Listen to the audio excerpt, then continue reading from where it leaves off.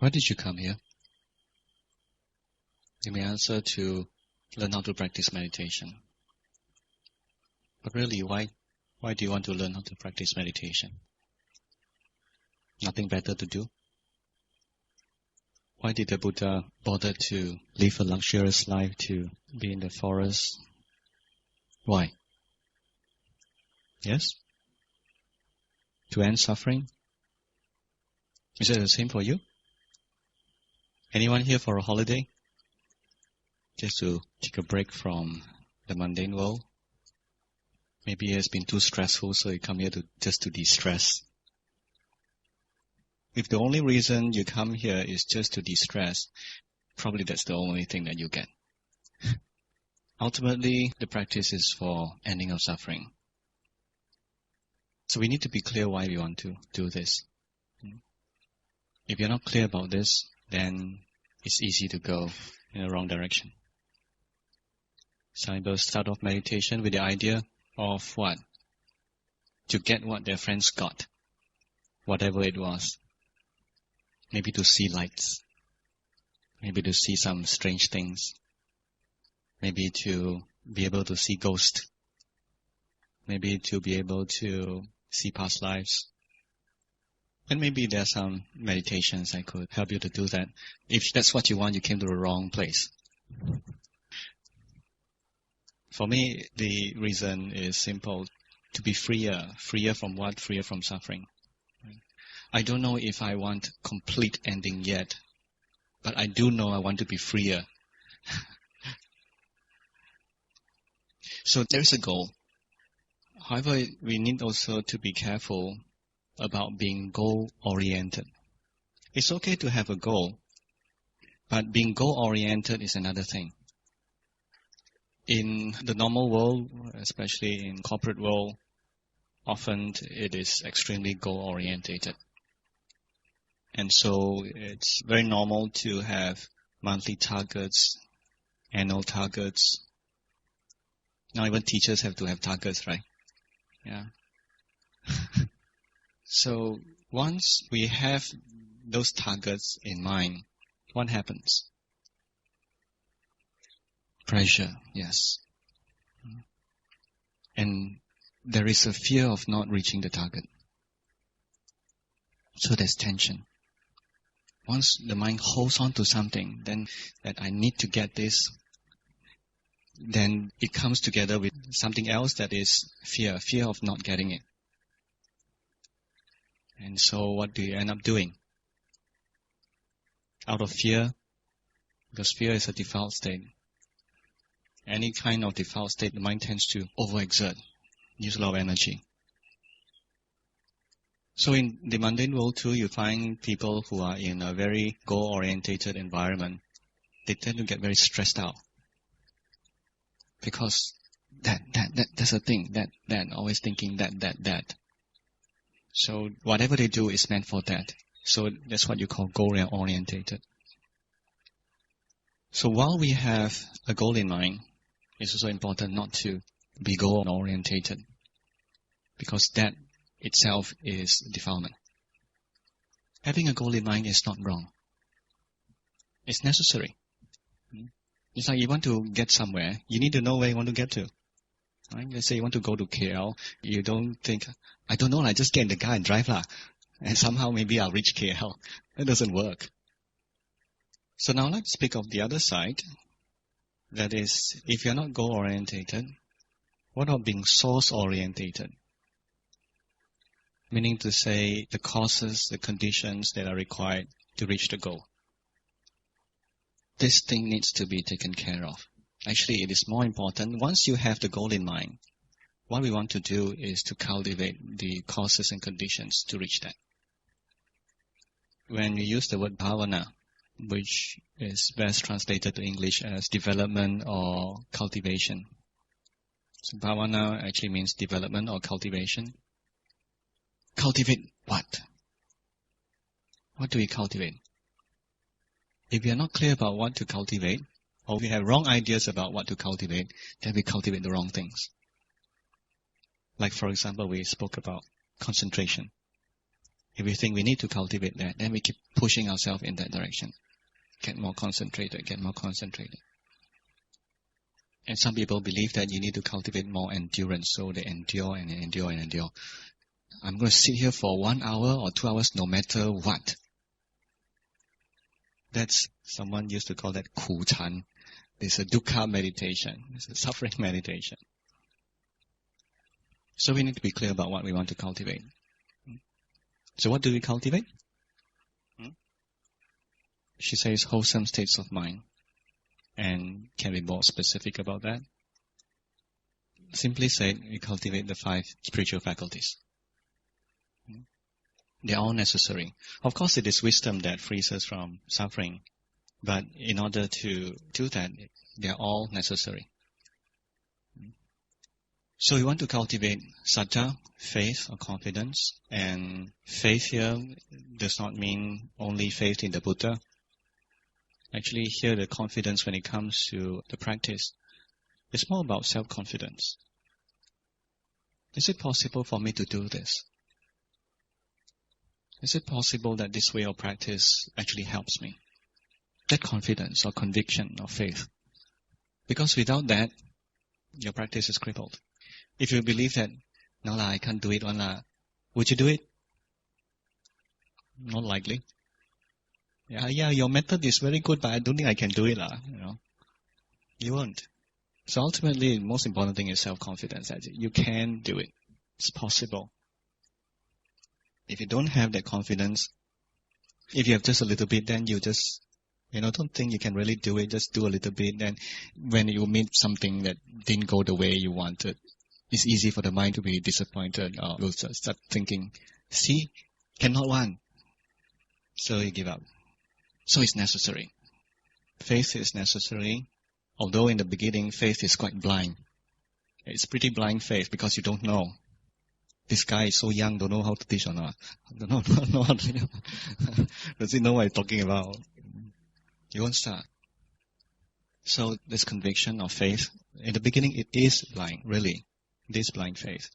You don't really know yet. You have some theories, right? That helps you. It gives you some kind of faith, but it's all very theoretical. It's still blind. You only know when you actually experience it for yourself. Even if it's blind, it's necessary, and with only this kind of faith, then we would put effort. And because we really have that trust, a conviction that we can do it, then this effort can be continuous. Continuous effort in the practice. And perhaps like Sayadaw Tejaniya, he doesn't like to use the word effort because for a lot of people, effort means, force, push. Malaysians are good at that. Singaporeans too. Long time ago, when I first went to my teacher's place, at that time it was in year 2000. There were very few people in the meditation center. I think number of yogis were about 50. That was considered few, right? Now it's normal to have about 200. So at that time, only 50 people. He was quite free. When I went there, he was able to spend a lot of time with me and my friends. There happened to be another Malaysian monk who came a day or two after Sayadaw Tejaniya gave us introduction talk. More than just an introduction talk, he was having a chat with us, asking us, where have you been practicing? And so he kind of get our backgrounds. So you're from Malaysia, and you've been practicing Mahasi, you've been there for how many months? Okay. So then he began to tailor his teachings for us. So one of the things that he spoke about was pain. For those of you who have practiced the Mahasi way before, it's quite a general instruction that when you have pain, you note the pain, right? Meaning to say you pay attention to the pain. So his instruction was, don't do that. Instead, you be aware of the reaction to the pain. How are you responding to it? Are you disliking it? Are you what? In this way, it's also more onto the source rather than the object. We are taught not to desire for the pain to go away. We are not practicing for that purpose. So when you practice for the purpose of getting rid of the pain, that's goal-orientated. So instead, you look at the mind itself. How is the mind paying attention to the pain? Is it trying to get rid of it? Does it want it to go away? Does it want it to end quickly? Does it try to bargain with it? Okay, I watch you, you go away after 1 minute at most, or maybe 5, but not 1 hour. So what's the mind doing? And he said something that I remember very, very well. See, some people, when they pay attention to the pain, because they want it to go away so much, and so they focus their mind on the pain, so to concentrate on the pain. And as some people will tell them, you penetrate the pain. So imagine this laser-like concentration, So, and some people focus so hard that even the head turns towards the pain. And he said, this one Malaysian style.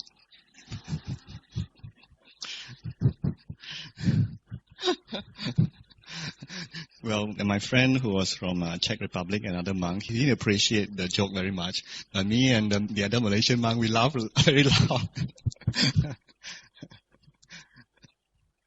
So, when you have that intention to get rid of something, naturally you use a lot of energy. And if that doesn't work, you use more energy. Not enough, put more. Right? That's the idea. So be careful when you have these goal-orientated attitudes. You can really make yourself quite miserable. But some people have managed to develop the mind and it becomes very powerful. And they can literally shoot away the pain. Pain happens then, point attention then, pew! Another pain, point attention there, pew! It's like target practice. Tung, tung. James Bond, So it's very fun. But then you spend your whole time doing this. Where's the wisdom to develop? And easily you develop an ego. Wow, I can do this, man. Right? So be careful about goal-oriented approaches. We may have a lot of these ideas in our minds, especially we are used to the worldly ways. So we are coming from the corporate world. There's all these ideas. We need to work very hard, right? We need to have targets, then only we can achieve that. Be careful with that. Even in the worldly world, with all these targets, now people are beginning to realize that this is actually short-term. The benefit is short-term. Eventually what happens is that you destroy the person for the sake of corporate goal. You're not growing people. So there is a shift, even in the mundane world, to not be goal-orientated, but be human-orientated, to be resource-orientated. Because when your resources are there, they're working in harmony, they are sufficient, then naturally it leads to what you want to get. You already know what you want to get. So the same thing goes with meditation. You already know what you want to get. If you already know, that's important to know. Then you need to pay attention to the causes, the resources. Once these things are built up, then naturally it leads to what it's supposed to lead to. It's like planting a tree. You know what you want. If you want mangoes, you plant a mango seed. So when are you going to get mangoes? Don't know. Maybe some people tell you within a few years. Maybe. Or maybe you won't get mangoes at all. Possibly halfway through, some cow step on it, finish. But if you are clear about what you want, then you also need to be clear about what's necessary for the tree to grow, to flourish. So it needs water, okay, make sure it gets sufficient water, not too much. It needs sunlight, okay, don't plant under a shady place.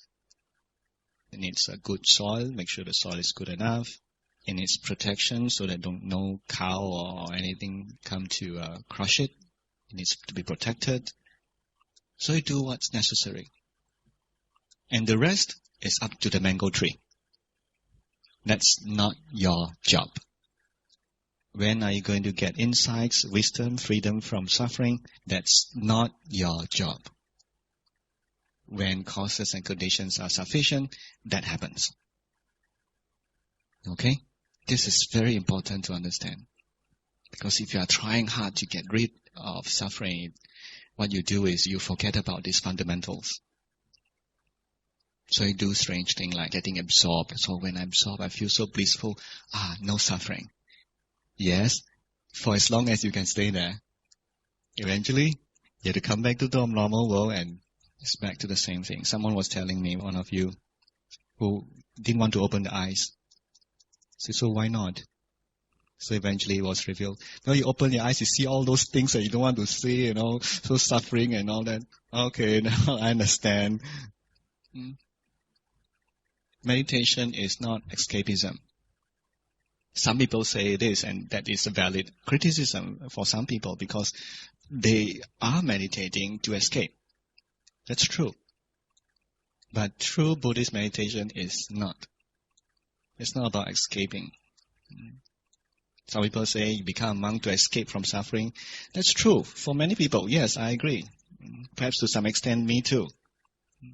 But eventually I learned that, hey, something wrong about that. You can't run away. Wherever you go to, it's there because it's within you. So what are the causes? What are the things that you need to develop? So I mentioned confidence. You need some of that to start off with. It's a provisional faith, provisional blind faith. Then that leads to putting on the right kind of effort. That is just to be persistent. It's not about forcing. It's just about knowing where to go and keep moving in the right direction. It's good enough. Not pushing, not straining, not forcing.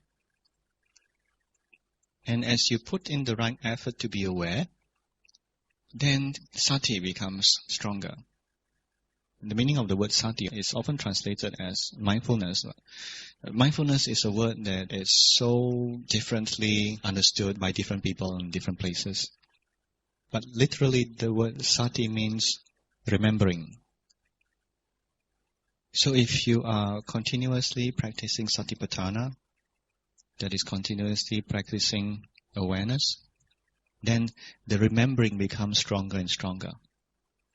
You'll be able to remember to be aware much easier. In the beginning, it seems like, you remember a bit, dong, it goes off. You remember a bit, dong, it goes off. So that's supposed to happen. Until you get how to do it, it's supposed to happen. It's like learning how to ride a bicycle. When you don't know how to ride a bicycle, you get up, you pedal, and you're afraid of falling, and you're gripping the handles like nobody's business, and still you don't manage to balance the bike. It goes into the drain maybe. So it's like you need to, you try so hard and still you can't do it. Sometimes people ask me, is it difficult, to be able to see certain things, be able to practice in that way? Well, if you don't know how to, it's difficult. If you know how to, it's not difficult. So it's the same as riding a bicycle. If somebody who doesn't know how to ride a bicycle asks somebody who knows how to ride, is it difficult? Well, of course, if you ask that person who knows how to ride, it's not difficult. But if you try to do it, wow, this is so difficult. But it has to start that way. It's not possible to start easily if you don't know yet. Unless, of course, some past life you already practiced. That's a different matter. So if you find it difficult, it's correct. You have to start from somewhere. Or if you find it not difficult, it's also correct. Because it depends on your situation. So as you continue to practice the right way, then naturally the remembering to be aware becomes more and more continuous. It becomes stronger. And eventually it comes to a point you find that it's very easy to remember. Sometimes you lose, but it comes back easily. You don't lose for hours and hours, not like in the past. Or even for minutes. It's easy to come back. So once that becomes continuous, then it's easy to gain samadhi. Once there is this presence of mind, I think in English dictionaries, I don't think they have this idea of presence of mind in this sense. But it is the opposite of being absent-minded. Absent-minded means you don't know, you forget, right? So the opposite of that is present-minded, meaning say you're there. So the mind is there. So therefore, my teacher's, his definition for mindfulness is a mind that is full of awareness.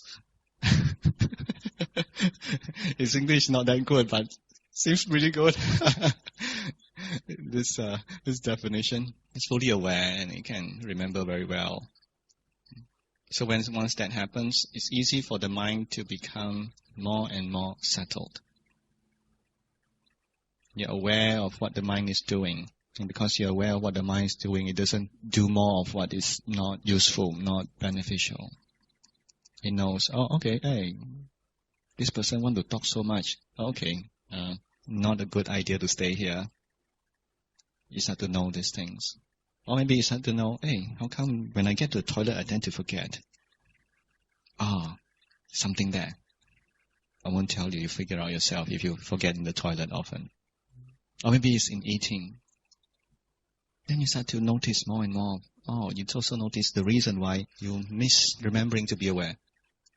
So as you notice more and more and more, then naturally it becomes more continuous. And naturally, because these things that disturbs the mind is noticed, and you're able to not go these places, like not trying too hard, not trying to restrict yourself, not trying to do all these things, then naturally the mind becomes calmer and calmer.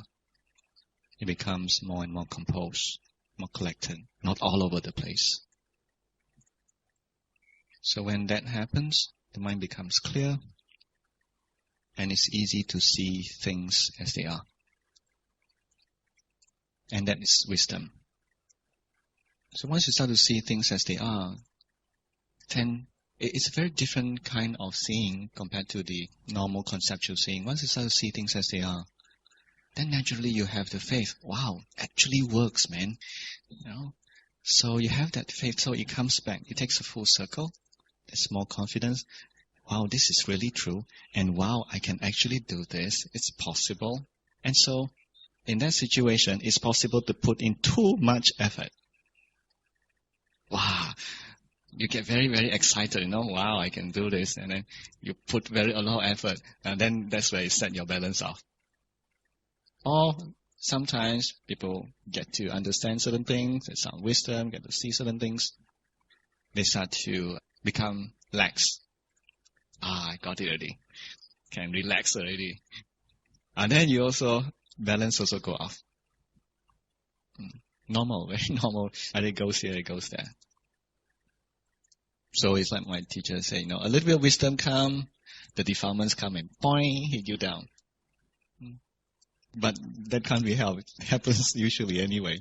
So you learn from experience, getting hit by defilements as soon as you gain a little bit of wisdom.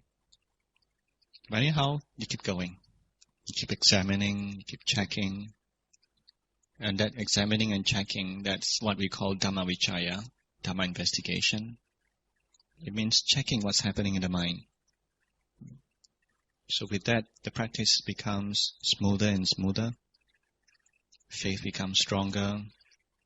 Mind becomes more composed. And here we are talking about a composure that is very much based on wisdom, not just getting concentrated kind of composure. So it can sustain, can go on. It's like if you look at a tree growing, does it look like it's growing when you look at a tree? It doesn't look like it's growing, isn't it? But maybe if you go away and you come back 1 month later, you can see some difference. So you come back 1 year later, wow, so big already. So practice also like that. Sometimes it seems like it's not growing. So don't keep comparing, today like that, today also like that. Come on. Sometimes people want results very, very quickly. Sometimes they tell my teacher, I've been here for 2 weeks already, still I don't see any progress. And so, then teacher, how long have you been practicing meditation? Well, this long. How long have you been practicing defilements? Well, so, notice this life, So you cannot expect quick results, and especially when defilements are so thick. But we know that as much as we can practice the right way, then to that extent we can get benefit out of it. If you practice, you may not mean a lot, but if you don't practice, it's worse. Your life would be worse. So practice or don't practice. simple decision, right? It's very easy to make. So while we are clear about our goal, it's freedom from suffering, don't forget about the resources, the causes and conditions to bring about this goal. And when these things are all together, naturally, it will bring the results that you want. When there's sufficient resources, food, sufficient things required for the tree to grow, eventually you'll grow and you get mangoes. So any question? Would you please give an example of the part on Dhamma Vichaya? Dhamma Vichaya is translated as Dhamma investigation, and from time to time I've already prompted you all to do this when we ask questions. Like for example, if you're feeling a little bit uncomfortable about your practice, you sit down and then maybe you start to notice something unpleasant, and you feel like you want to get up. So instead of getting up, you could sit there and ask yourself, what is this about? What is this uncomfortable feeling about that is happening? So that's investigation. And perhaps the answer might come up, it might not. That's still investigation. Sometimes it's you're not ready to see the answer, so it doesn't come up. But if you are willing to stay on and not eager to know the answer, investigation here, it needs to be patient. When we ask questions, we are asking questions to arouse the interest to know, not to insist for an answer. The answer may come immediately, it may come minutes later, it may come days later, it might come months later, it might even come years later. But if you are interested, then it's possible. If you're not interested, then when you feel uncomfortable, no, I don't want this, get up, then it goes, then there's no chance of knowing. There was one time during one of my courses, there was this man, he told me that he's taking a long holiday from work. He seems to be quite a valued worker in his company. Because when he told the company that he didn't want to work, meaning to say he wanted to quit, his colleagues, his bosses were very surprised. Why? Why don't you want to quit? You're doing fine. He said, no, I want to quit. The reason why he wanted to quit was he found a sense of emptiness. That's not the Buddhist emptiness. It's a sense of emptiness, something lacking. And for him, it's meaningless to continue working. And so he couldn't stand it anymore, so he wanted to quit his job. Then when he told his boss that and insisted that, yes, I don't want to work anymore, his boss eventually said, okay, you don't quit. You take a 3-month holiday, paid. Wow. Try that with your boss. If you lose your job, don't come back to me. So he took the offer. So 3 months went off. So when I met him, it was during that period. Before he came to me, a friend asked him if he would be willing to help her in setting up her business. So he did. And they did fine. He was a good worker, it seems. Very valued worker. After a while, he remembered, hey, this is not what I wanted to do. So he said, no, I don't want to do this anymore. And his friend insisted and said, no. So what do you think he did with his free time? He was a very busy guy in the corporate world. Then he wasn't having anything to do. He thought that would help, but it didn't. What he did was to get busy as well. At home, he can't sit still. He had to get busy. So he spent his time mopping, sweeping, arranging the books, things like that, tidy up the house. Once he sat down, he didn't feel comfortable, get up again and do something. You'll find things to do. And when he came for the course, same thing. He sat down for maybe 5 minutes. He got up and he looked for things to do. He probably swept every road in SBS, except for those roads down there. Explored every corner. So he knew that there was this unhappiness inside him, and he knew he had something to do with his unhappy childhood, but he didn't want to face it. He didn't want to look into it. So it's impossible to investigate for him. And therefore, from the beginning to the end of the course, he didn't really get what he wanted because he wasn't willing to investigate.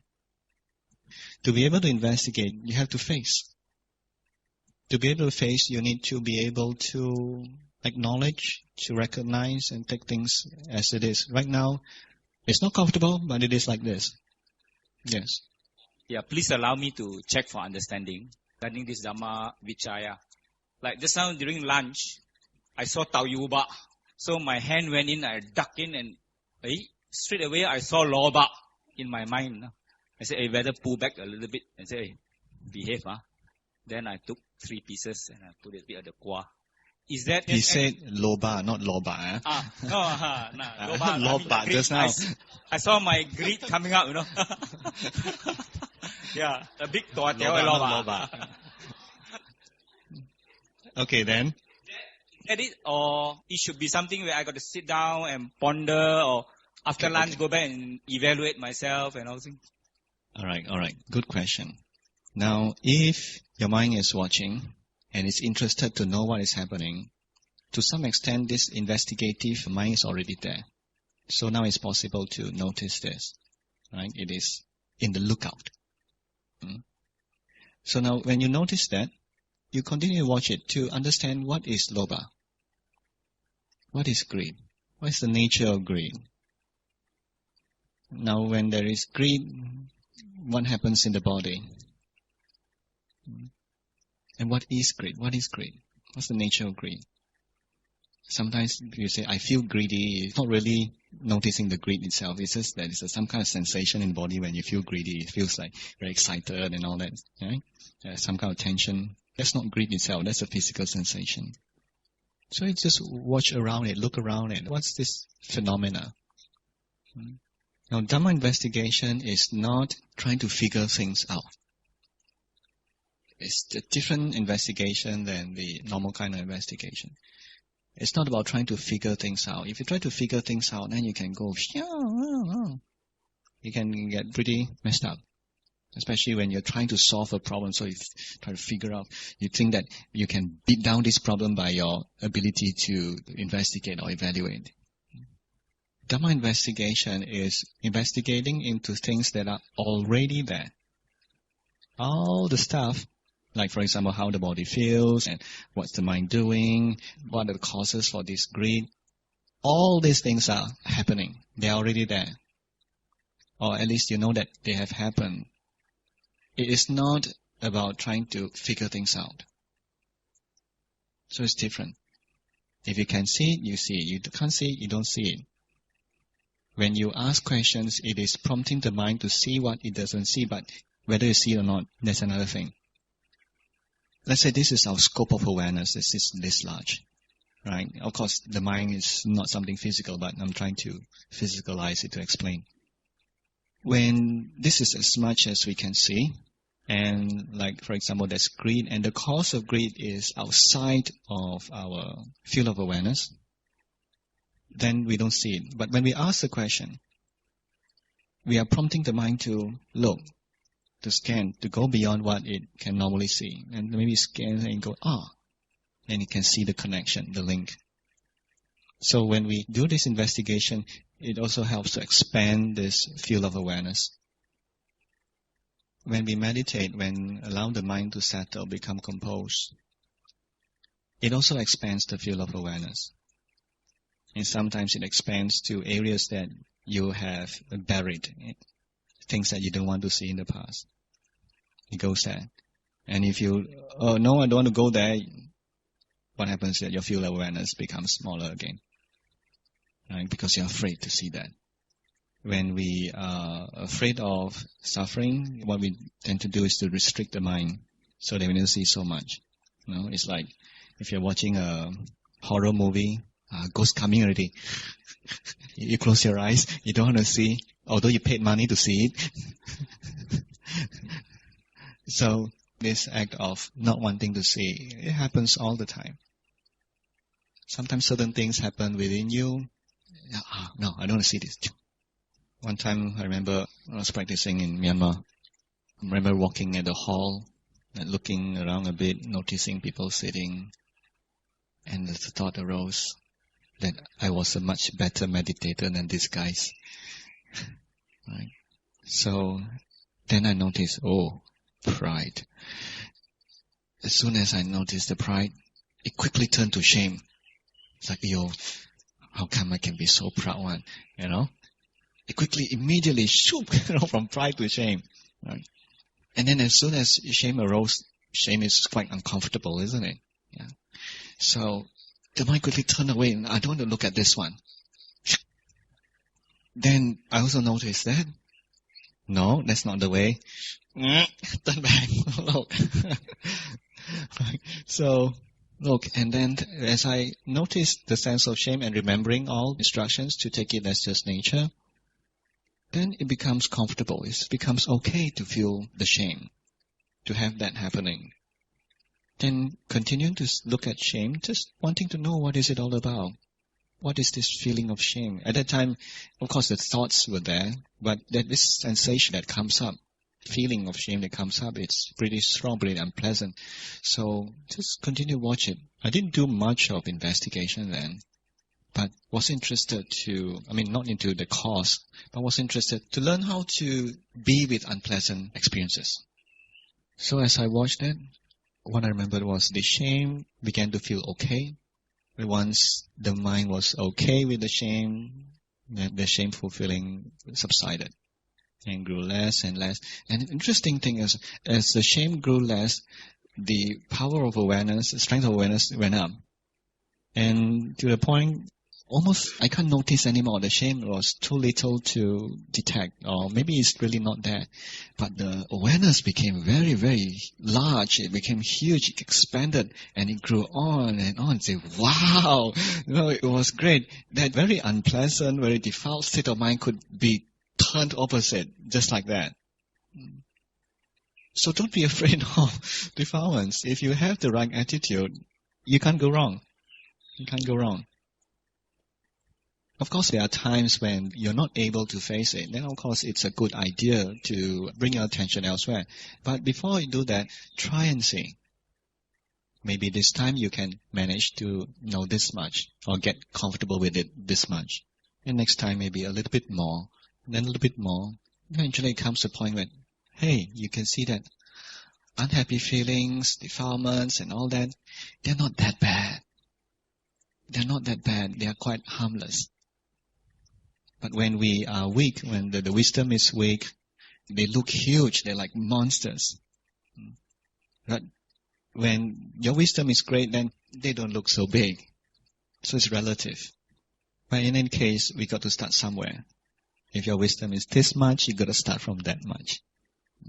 Then only it's possible for it to grow.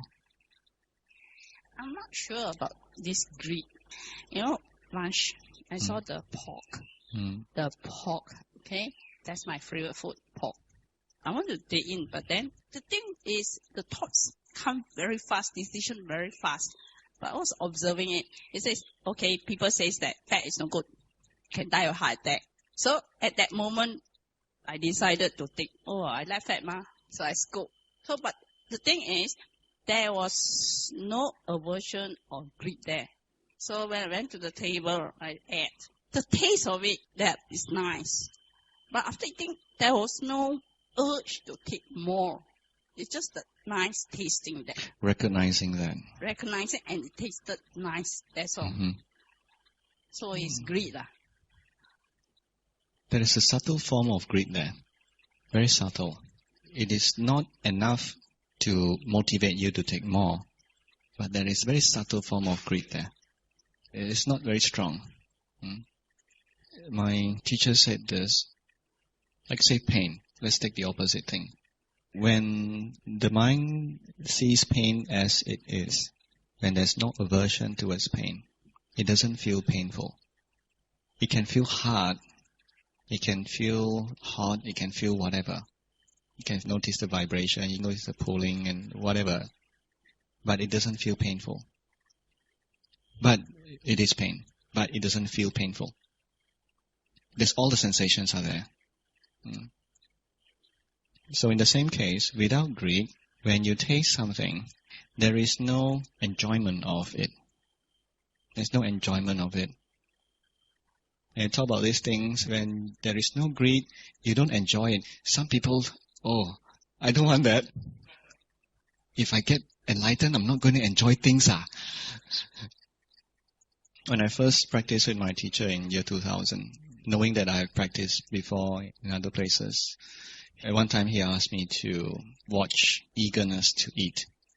Right? Because in a meditation retreat, there are not a lot of things to enjoy, right?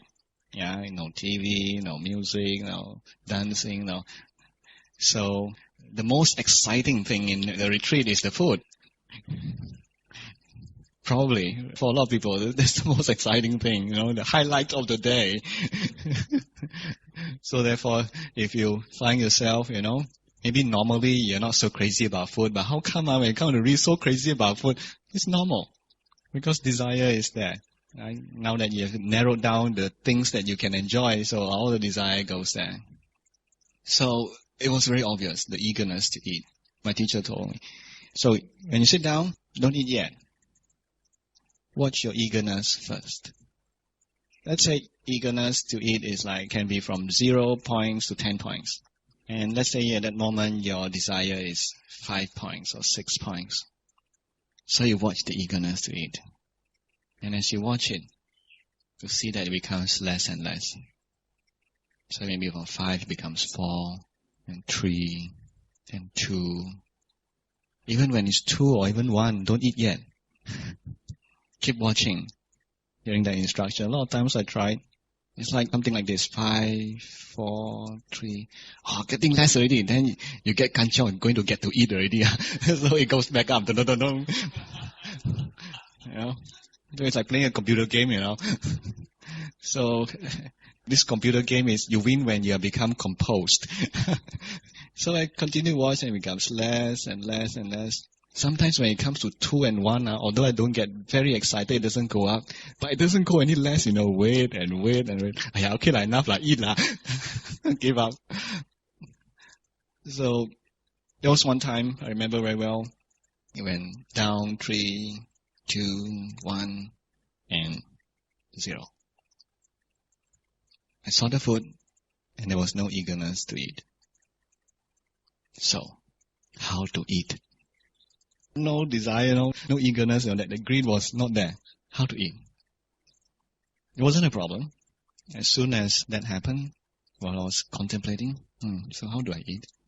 The thought arose, well, even if you have no desire to eat, you still eat for the body. Just to sustain the body. So with that thought, the hand reached out for the spoon and eating started. And that was a very, very peaceful meal. Most peaceful meal in my entire life. Because there wasn't eagerness. I didn't enjoy the food. But I was happy. I don't even remember what the food was. But I was happy. So sometimes the defilements can be very, very subtle. And don't worry about them. Just keep practicing. Yes. We investigate and we ask the question, but the answer doesn't come. So, we are in the midst of meditation, right? So-called meditating on this situation that we encounter. So what do we do next? Because we're not supposed to be expecting an answer, right, but we'll just have to wait for it to come. Just wait. So what do we do next? Just wait, keep watching. Maybe the question that you asked wasn't the right one at that time. Not the most suitable one for you at that time. So you need to look at it from a different angle then. You prompt the mind to look at different angle. Like for example, say you are feeling really drowsy. Right. Okay. So you might ask the question, why am I feeling so drowsy? As if nothing came. And then you notice that, wow, this drowsiness is really, really heavy. And you lose awareness in between, you get lost in it. Sort of, the mind shut off. Then it came back. Then it shut off again, then it came back. When you feel drowsy and you're aware, you're still practicing. But once you're not aware, you're not practicing. So that's not meditation. So you realize that, would it be a good idea to sit on? Sorry, just to clarify. If you said that if you're aware, you're practicing. But if you're not, then you're not practicing. So being unaware means that you're drowsy and you fall asleep?